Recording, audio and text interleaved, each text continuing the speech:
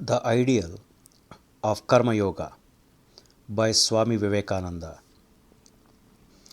The grandest idea in the religion of the Vedanta is that we may reach the same goal by different paths, and these paths I have generalized into four, viz., those of work, love, psychology, and knowledge. But you must at the same time remember that these divisions are not very marked and quite exclusive of each other. Each blends into the other, but according to the type which prevails, we name the divisions. It is not that you can find men who have no other faculty than that of work, nor that you can find men who are no more than devoted worshippers only, nor that there are men who have no more than mere knowledge. These divisions are made in accordance with the type of the tendency that may be seen to prevail in a man. We have found that in the end, all these four paths converge and become one. All religions and all methods of work and worship lead us to one and the same goal. I have already tried to point out that goal. It is freedom as I understand it. Everything that we perceive around us is struggling towards freedom.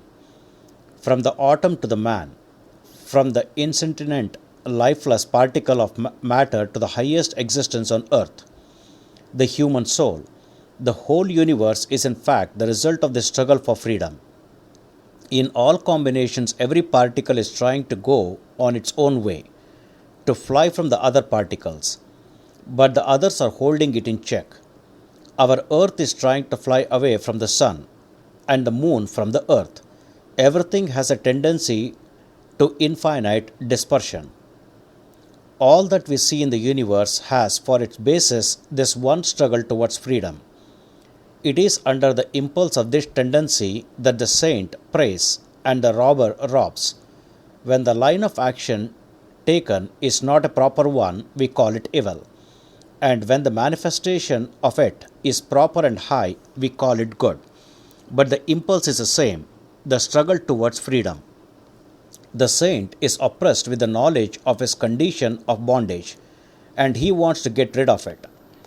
So he worships God. The thief is oppressed with the idea that he does not possess certain things, and he tries to get rid of that want, to obtain freedom from it, so he steals. Freedom is the one goal of all nature. Sentient or insentient, and consciously or unconsciously, everything is struggling towards that goal. The freedom which the saint seeks is very different from that which the robber seeks. The freedom loved by the saints lead him to the enjoyment of infinite, unspeakable bliss, while that on which the robber has set his heart only forges other bonds for his soul. There is to be found in every religion the manifestation of the struggle towards freedom. It is the groundwork of all morality, of unselfishness, which means getting rid of the idea that men are the same as their little body. When we see a man doing good work helping others, it means that he cannot be confined within the limited circle of me and mine. There is no limit to this getting out of selfishness. All the great system of ethics preach absolute unselfishness as the goal. Supposing this absolute unselfishness can be reached by a man, what becomes of him? He is no more the little Mr. So-and-so. He has acquired infinite expansion. The little personality which he had before is now lost to him forever. He has become infinite. And the attainment of this infinite expansion is indeed the goal of all religions and of all moral and philosophical teachings. The personalist, when he hears this idea philosophically put, gets frightened. At the same time, if he preaches morality, he, after all, teaches the very same idea himself. He puts no limit to the unselfishness of man. Suppose a man becomes perfectly unselfish under the personalistic system, How are we to distinguish him from the perfected ones in other system? He has become one with the universe, and to become that is the goal of all. Only the poor personalist has not the courage to follow out his own reasoning to its right conclusion. Karma Yoga is the attainment through unselfish work of that freedom, which is the goal of all human nature. Every selfish action, therefore, retards our reaching the goal, and every unselfish action takes us towards the goal. That is why the only definition that can be given of morality is this: that which is selfish is immoral, and that which is unselfish is moral. Every selfish action, therefore, retards our reaching the goal, and every unselfish action takes us towards the goal. That is why the only definition that can be given of morality is this: that which is selfish is immoral, and that which is unselfish is moral. But if you come to details, the matter will not be seen to be quite so simple.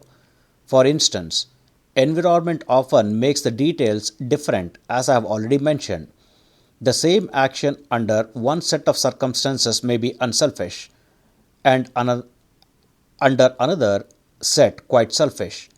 So we can give only a general definition and leave the details to be worked out by taking into consideration the differences in time, place, and circumstances. In one country, one kind of conduct is considered moral, and in another, the very same is immoral, because the circumstances differ. The goal of all nature is freedom, and freedom is to be attained only by perfect unselfishness. Every thought, word, or deed that is unselfish takes us towards the goal, and as such is called moral.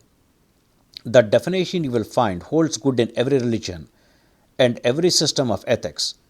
In some system of thought, morality is derived from a superior being, that is God. If you ask why a man ought to do this and not that, their answer is because such is the command of God. But whatever be the source from which it is derived, their code of ethics also has the same central idea: not to think of the self, but to give up self. And yet, some person, in spite of this high ethical idea, are frightened at the thought of having to give up their little personalities. We may ask the man who clings to the idea of little personalities to consider the case of a person who has become perfectly unselfish, who has no thought for himself, who does no deed for himself, who speaks no word for himself, and then say where his himself is, that himself is known to him only so long as he thinks, acts, or speaks for himself. If he is only conscious of others, of the universe, and of the all, where is his himself? It is gone forever. Karma Yoga, therefore, is a system of ethics and religion intended to attain freedom through unselfishness and by good works. The Karma Yogi need not believe in any doctrine whatever. He may not believe even in God, may not ask what his soul is, nor think of any metaphysical speculation. He has got his own special aim of realizing selflessness, and he has to work it out himself. Every moment of his life must be realization, because he has to solve by mere work, without the help of doctrine or theory, the very same problem to which the Jnani applies his reason and inspiration, and the Bhakta his love. Now comes the next question. What is this work? What is this doing good to the world? Can we do good to the world? In an absolute sense, no. In a relative sense, yes. No permanent or everlasting good can be done to the world. If it could be done, the world would not be this world. We may satisfy the hunger of a man for 5 minutes, but he will be hungry again. Every pleasure with which we supply a man may be seen to be momentary. No one can permanently cure this ever-recurring fever of pleasure and pain. Can any permanent happiness be given to the world? In the ocean, we cannot raise a wave without causing a hollow somewhere else. The sum total of the good things in the world has been the same throughout in its relation to man's need and greed. It cannot be increased or decreased. Take the history of the human race as we know it today. Do we not find the same miseries and the same happiness, the same pleasures and pains, the same differences in position? Are not some rich, some poor, some high, some low, some healthy, some unhealthy? All this was just the same with the Egyptians, the Greeks, and the Romans in ancient times, and it is with the Americans today. So far as history is known, it has always been the same, yet at the same time we find that running along with all these incurable differences of pleasure and pain, there has ever been the struggle to elevate them. Every period of history has given birth to thousands of men and women who have worked hard to smooth the passage of life for others. And how far have they succeeded? We can only play at driving the ball from one place to another. We take away pain from the physical plane and it goes to the mental one. It is like that picture in Dante's Hell, where the misers were given a mass of gold to roll up a hill. Every time they rolled it up a little, it again rolled down. All our talks about the millennium are very nice as schoolboy stories, but they are no better than that. All nations that dream of the millennium also think that of all peoples in the world, they will have the best of it then for themselves. This is the wonderfully unselfish idea of the millennium. We cannot add happiness to this world. Similarly, we cannot add pain to it either. The sum total of the energies of pleasure and pain displayed here on the earth will be the same throughout. We just push it from this side to the other side, and from that side to this, but it will remain the same, because to remain so is its very nature. This ebb and flow, this rising and falling, is in the world's very nature.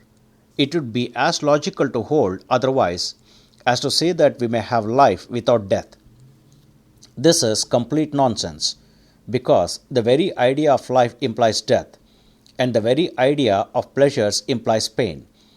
The lamp is constantly burning out, and that is its life. If you want to have life, you have to die every moment for it. Life and death are only different expressions of the same thing looked at from different standpoints. They are the falling and the rising of the same wave, and the two forms one whole. One look at the fall side and becomes a pessimistic, and other looks at the rise side and becomes an optimistic.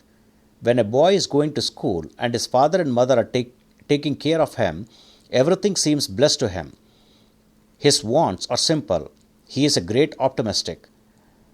But the old man, with his varied experience, becomes calmer and is sure to have his warmth considerably cooled down. So, old nations, with signs of decay all around them, are apt to be less hopeful than new nations. There is a proverb in India: 1,000 years a city, and 1,000 years a forest. This change of city into forest and vice versa is going on everywhere, and it makes people optimistic or pessimistic according to the side they see of it. The next idea we take up is the idea of equality. These millennium ideas have been great motive powers to work. Many religions preach this as an element in them, that God is coming to rule the universe, and that then there will be no difference at all in conditions. The people who preach this doctrine are mere fanatics, and fanatics are indeed the sincerest of mankind. Christianity was preached just on the basis of the fascination of this fanatism, and that is what made it so attractive to the Greeks and the Roman slaves. They believed that under the millennial religion there would be no more slavery, that there would be plenty to eat and drink, and therefore they flocked around the Christian standard. Those who preached the idea first were of course ignorant fanatics, but very sincere. In modern times, this millennial aspiration takes the form of equality, of liberty, equality, and fraternity. This is also fanatism. true equality has never been and never can be on earth. How can we all be equal here? This impossible kind of equality implies total death. What makes this world what it is? Lost balance. In the primal state, which is called chaos, there is perfect balance. How do all the formative forces of the universe come then? By struggling, competition, conflict. Suppose that all the particles of matter were held in equilibrium. Would there be then any process of creation? We know from science that it is impossible. Disturb a sheet of water, and there you find every particle of water trying to become calm again, one rushing against the other, and in the same way all the phenomena which we call the universe, all things therein, are struggling to get back to the state of perfect balance. Again a disturbance comes, and again we have combination and creation. Inequality is the very basis of creation. At the same time, the forces struggling to obtain equality are as much as necessity of creation as those which destroy it. Absolute equality, that which means a perfect balance of all the struggling forces in all the planes, can never be in this world.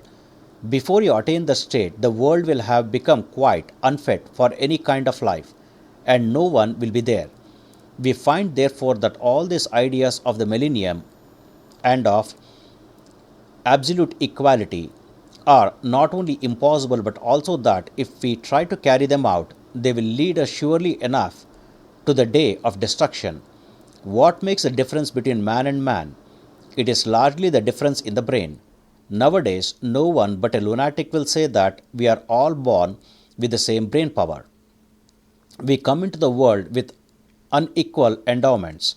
We come as greater men or as lesser men, and there is no getting away from that prenatally determined condition. The American Indians were in this country for thousands of years, and a few handful of your ancestors came to their land. What difference they have caused in the appearance of the country? Why did not the Indians make improvements and build cities? If all were equal, with your ancestors a different sort of brain power came into the land. Different bundles of past impression came, and they worked out and manifested themselves. Absolute non-differentiation is death. So long as this world lasts, differentiation there will and must be, and the millennium of perfect equality will come only when a cycle of creation comes to its end. Before that, equality cannot be. Yet, this idea of realizing the millennium is a great motive power. Just as inequality is necessary for creation itself, so the struggle to limit it is also necessary. If there were no struggle to become free and get back to God, there would be no creation either. It is the difference between these two forces that determine the nature of the motives of men. There will always be these motives to work, some tending towards bondage and others towards freedom. This world's wheel, within wheel, is a terrible mechanism. If we put our hands in it, as soon as we are caught, we are gone. We all think that when we have done a certain duty, we shall be at rest. But before we have done a part of the duty, another is already in waiting. We are all being dragged along by this mighty, complex world mission. There are only two ways out of it. One is to give up all concerns with the mission, to let it go and stand aside, to give up our desires. That is very easy to say, but is almost impossible to do. I do not know whether in 20 million of men one can do that. The other way is to plunge into the world and learn the secret of work. And that is the way of Karma Yoga. Do not fly away from the wheels of the world machine, but stand inside it and learn the secret of work. Through proper work done inside, it is also possible to come out. Through this machinery itself is the way out. We have now seen what work is. It is a part of nature's foundation and goes on always. Those that believe in God understand this better, because they know that God is not such an incapable being as will need our help. Although this universe will go on always, our goal is freedom. Our goal is unselfishness, and according to Karma Yoga, that goal is to be reached through work. All ideas of making the work perfectly happy may be good as motive powers for fanatics, but we must know that fanatism brings forth as much evil as good. The Karma Yoga asks why you require any motives to work other than the inborn love of freedom. Be beyond the common worldly motives. To work, you have the right, but not to the fruits thereof. Man can train himself to know and to practice that, says the Karma Yogi. When the idea of doing good becomes a part of his very being, then he will not seek for any motive outside. Let us do good because it is good to do good. He who does good work, even in order to get to heaven, binds himself down, says the Karma Yogi. Any work that is done with any the least selfish motive, instead of making us free, forges one more chain for our feet. So the only way is to give up all the fruits of work, to be unattached to them. Know that this world is not we, nor are we this world, that we are really not the body, that we really do not work. We are the self eternally at rest and at peace. Why should we be bound by anything? It is very good to say that we should be perfectly non-attached, but what is the way to do it? Every good work we do without any ulterior motive, instead of forging a new chain, will break one of the links in the existing chains. Every good thought that we send to the world without thinking of any return will be stored up there and break one link in the chain, and makes us purer and purer, until we become the purest of mortals. Yet all this may seem to be rather quixotic and too philosophical, more theoretical than practical. I have read many arguments against the Bhagavad Gita, and many have said that without motives you cannot work. They have never seen unselfish work except under the influence of fanatism, and therefore they speak in that way. Let me tell you in conclusion a few words about one man who actually carried these teachings of Karma Yoga into practice. That man is Buddha. He is the only man who ever carried this into perfect practice. All the prophets of the world except Buddha had external motives to move them to unselfish action. The prophets of the world, with this single exception, may be divided into two sets. One set holding that they are incarnations of God come down on earth, and the other holding that they are only messengers from God, and both draw their impetus from work from outside, accept reward from outside. However highly spiritual may be the language they use, but Buddha is the only prophet who said, I do not care to know your various theories about God. What is the use of discussing all the subtle doctrines about the soul? Do good and be good, and this will take you to freedom and to whatever truth there is. He was, in the conduct of his life, absolutely without personal motives, and what man worked more than he? Show me in history one character who has soared so high above all. The whole human race has produced but one such character, such high philosophy, such wide sympathy. This great philosopher, preaching the highest philosophy, yet had the deepest sympathy for the lowest of animals, and never put forth any claims for himself.